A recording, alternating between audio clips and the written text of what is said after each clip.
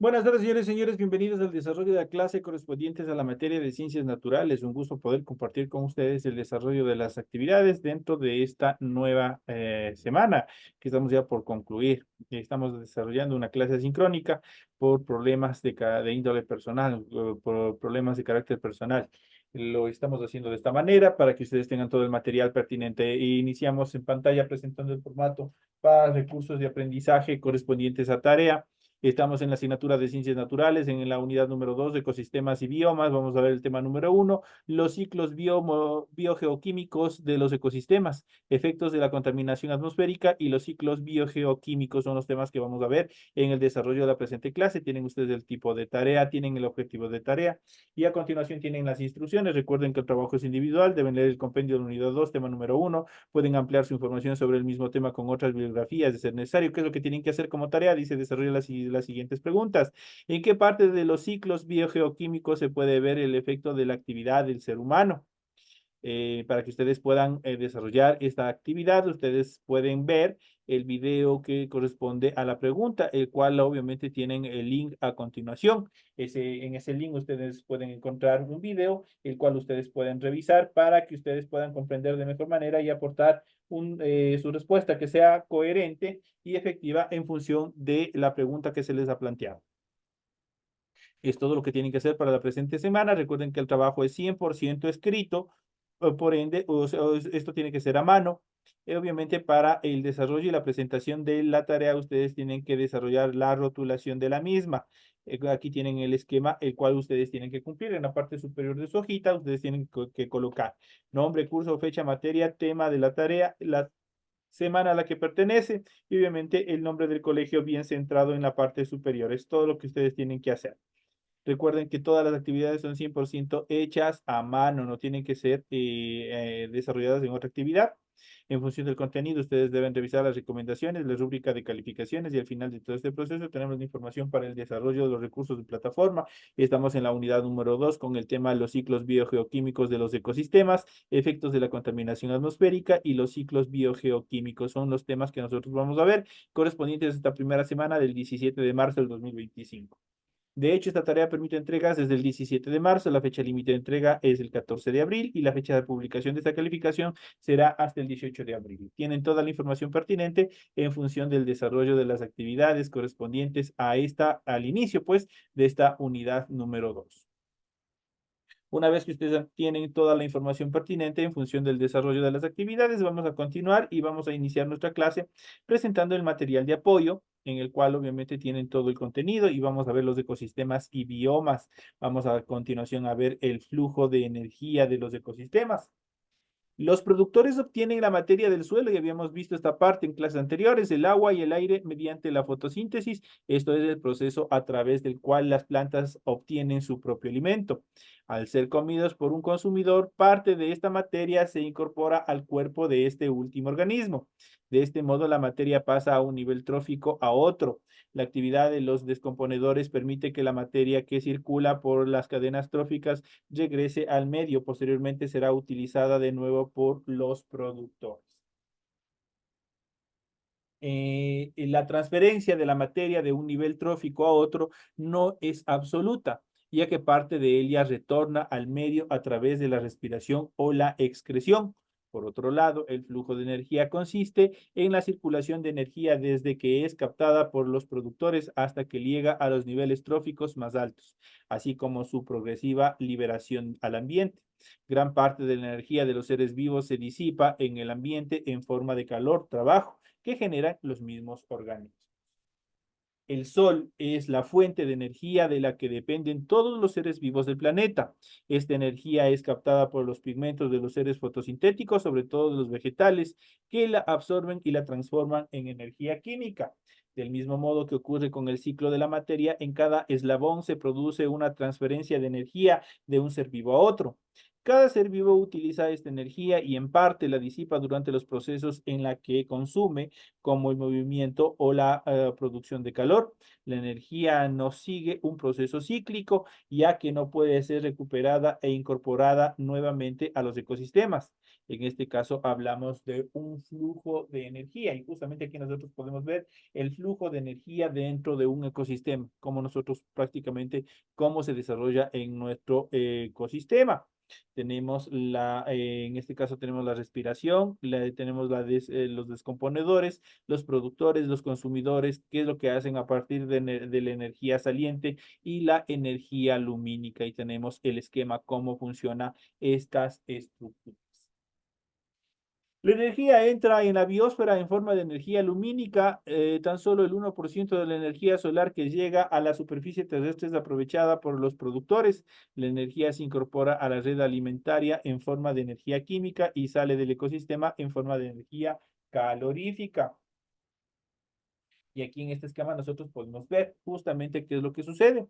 El intercambio de energía, tenemos luz, también tenemos aquí un conejito que él va a ser el consumidor. Obviamente, ¿qué es lo que va a hacer? Va a consumir a los productores. Recordemos que los productores son todos los vegetales. Eso obviamente son materia orgánica. Al consumir, obviamente, ¿qué es lo que hace? Desprenden CO2. Obviamente, esto permite que queme su energía. En algunos casos, el conejito será consumido, será devorado por otra ave o por otro elemento de la pirámide trófica y obviamente se incorporará a este nuevo elemento. Pero cuando no sucede así, obviamente en algún momento tiene que morir. El momento que muera, obviamente van a intervenir a trabajar bacterias, mohos y levaduras, los cuales van a descomponer toda su estructura y regresarle, obviamente, ¿hacia dónde? Hacia los productores. Entonces son la transferencia de materia y energía que suceden en los ecosistemas, obviamente que parte desde la luz solar y obviamente también desde los productores que son los vegetales. En cuanto a los ciclos biogeoquímicos de los ecosistemas, el ciclo de los nutrientes desde el biótopo hasta la biocenosis y viceversa tiene lugar en los ciclos biogeoquímicos de bio, que significa vía, y geo, que significa tierra. Ciclos activados directa o indirectamente por la energía solar incluyen componentes como el carbono, el oxígeno, el nitrógeno y también el fósforo. Para estudiar estos ciclos es importante conocer las características de las capas en las que se llevan a cabo estos procesos. Y estas son tres. Es la hidrosfera, es la atmósfera y es la geósfera. Cuando hablamos de hidrosfera es todo lo que es agua, la atmósfera, el gas que cubre nuestro planeta y la geósfera, obviamente, la tierra que está formando nuestro planeta. Cuando hablamos de la hidrosfera, es un sistema material constituido por agua. El agua abunda en la superficie de la Tierra, reduce parcialmente la corteza y está en permanente relación con la geósfera, la atmósfera y los seres vivos. Se trata de una sustancia abundante en la superficie de nuestro planeta. Es muy importante que los seres vivos y tienen un papel destacado en la formación de minerales y rocas, en el clima y en el modelo del relieve terrestre. El agua está formada por dos átomos de hidrógeno y un átomo de oxígeno, por eso su fórmula CO2. Su fórmula química es H2O. En la hidrosfera distinguimos, por el contrario, cuando hablamos de la hidrosfera tenemos los siguientes componentes. Dentro del agua tenemos aguas oceánicas que constituyen el 97% de la hidrosfera y son las aguas de los océanos y de los mares. Cuando hablamos de aguas continentales, representan apenas el 3% de la hidrosfera y son las aguas que se localizan en los continentes. Se distribuye a su vez en aguas superficiales, constituidas por ríos, torrentes y lagos. Aguas subterráneas se acumulan en los acuíferos, circulan por el subsuelo. Las aguas continentales sólidas, que son comprenden los glaciares y los casquetes, obviamente que están en los nevados. Y obviamente tenemos la siguiente etapa que es la atmósfera. La atmósfera es la capa externa de la Tierra, está compuesta por una mezcla de gases denominada aire. El aire que forma la atmósfera es una mezcla de gases que además contiene partículas sólidas y líquidas en suspensión. Sus componentes más destacados son los siguientes. Tenemos el nitrógeno, constituye el 78% del volumen del aire. El oxígeno representa el 21% del volumen del aire. La mayoría de los seres vivos lo necesitan para respirar. En relación al dióxido de carbono, su fórmula química es CO y representa apenas el 0,03% del volumen del aire y participa en procesos muy importantes. Las plantas lo necesitan para realizar la fotosíntesis y es el residuo de la respiración y de la reacción de combustión.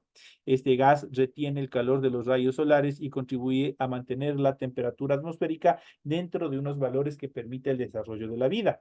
La famosa capa de ozono es un gas minoritario que se encuentra en la estratosfera. Es de gran importancia para la vida de nuestro planeta, puesto que absorbe la mayor parte de los rayos ultravioletas procedentes del Sol.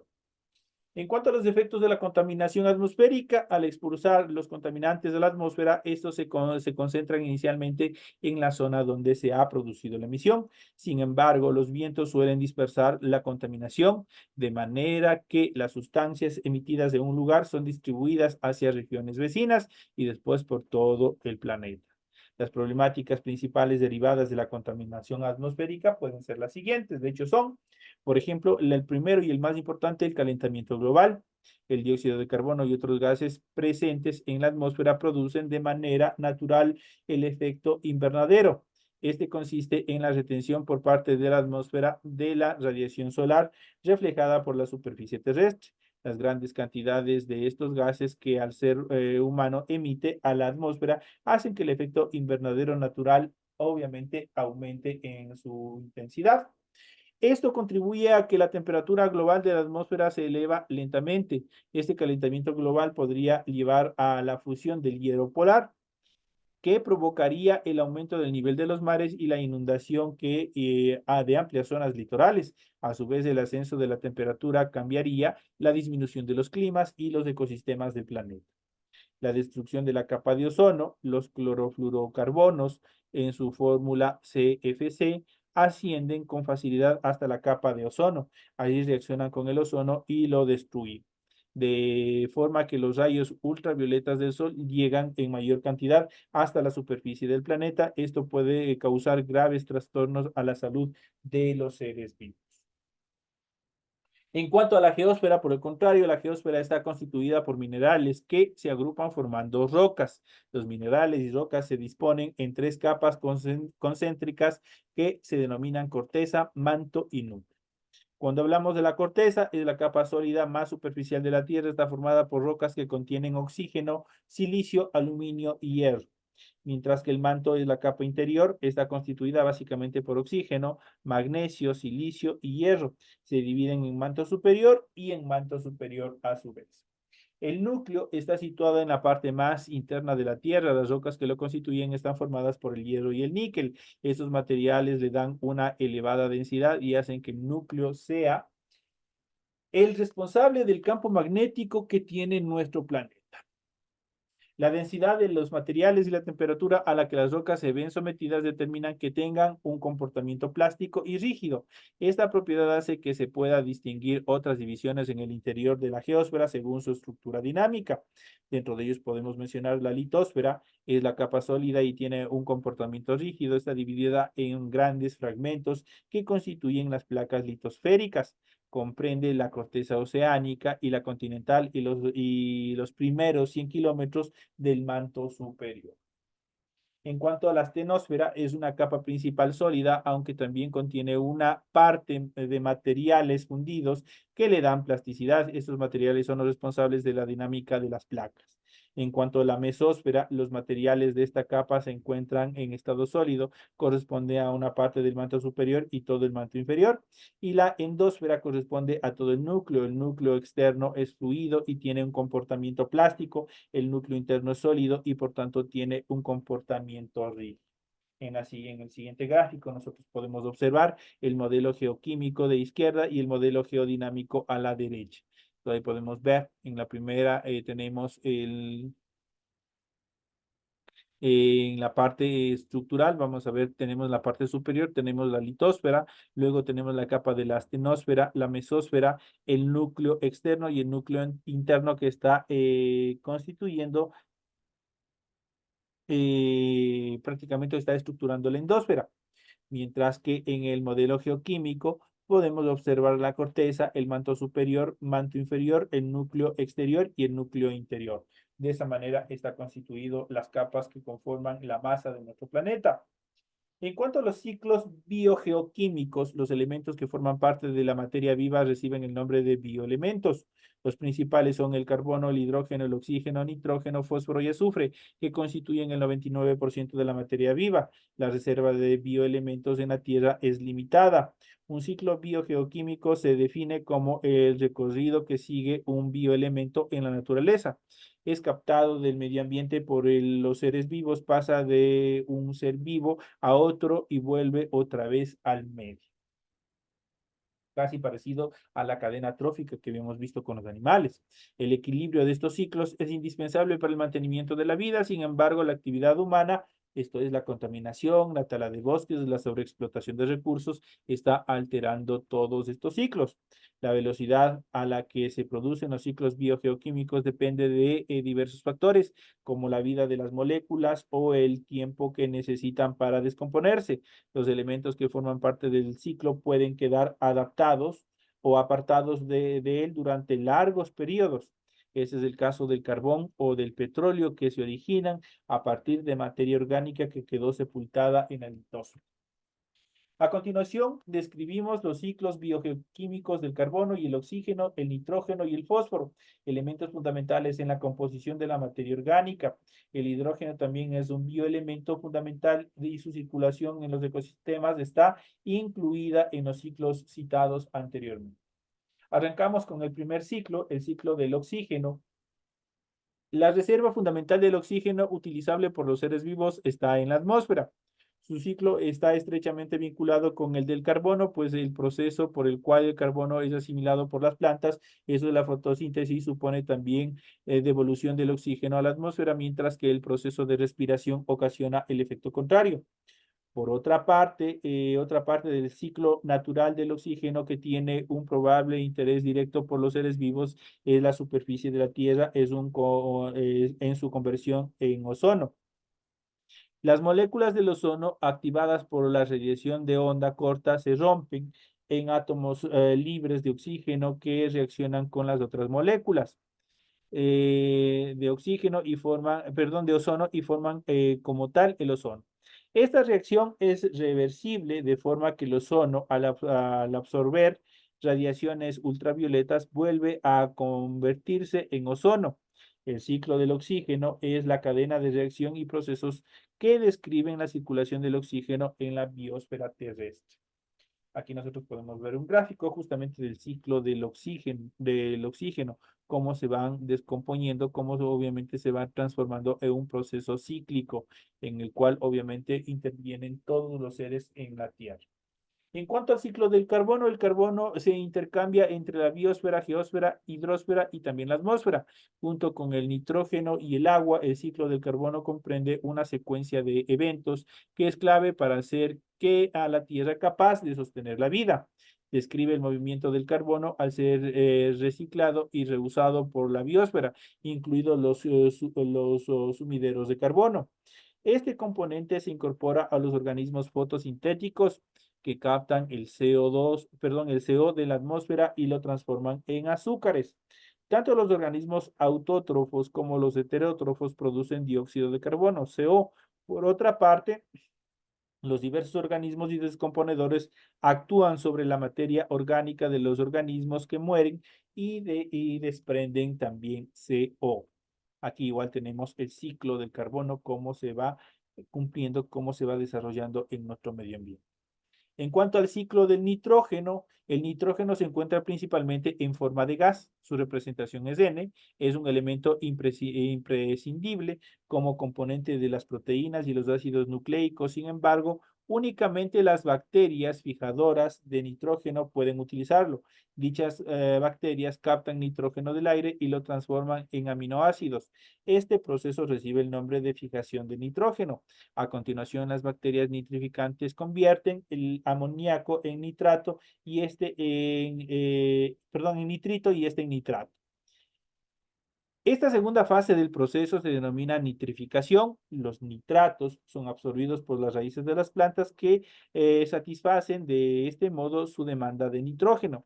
Así el nitrógeno entra en las redes alimentarias de todos los ecosistemas y es utilizado por todos los seres vivos, incluidos nosotros.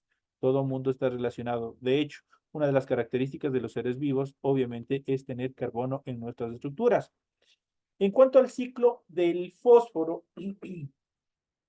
el fósforo forma parte de las rocas sedimentarias, es un componente importante de los ciclos nucleares y de la adenosis trifosfato, en sus siglas ATP. Para que se incorpore a las plantas y sea utilizado por el resto de los seres vivos, es necesario que se solubilice y dé lugar a un ion fosfato. En los ecosistemas, una parte del fósforo se encuentra en las conchas y los esqueletos de los seres vivos. Cuando los organismos mueren, el ion fosfato se libera y se incorpora al suelo.